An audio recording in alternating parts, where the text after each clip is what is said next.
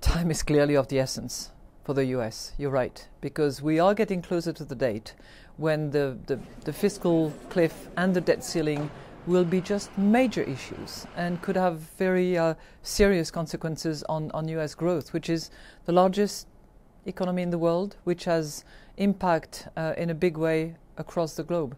Most people think they will muddle through. It will be done. This will be averted. Do you share that view?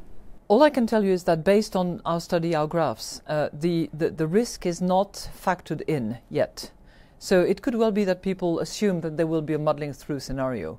But that muddling through is not satisfactory. And there is still that big uncertainty as to how it's going to be resolved in the short term, but also how will it be resolved in the medium term? What is the strategy of the United States when it comes to its debt, when it comes to its deficit?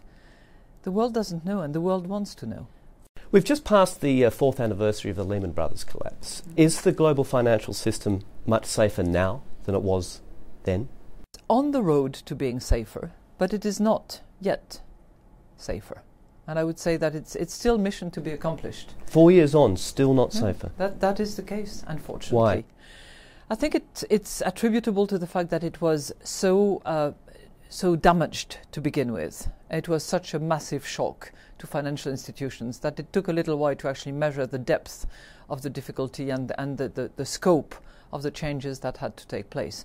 This is gradually happening. You have the Basel Committee that is doing a very thorough and good job in, prescribing the appropriate level of capital, the appropriate liquidity ratio, and so on and so forth. But now it's about implementing.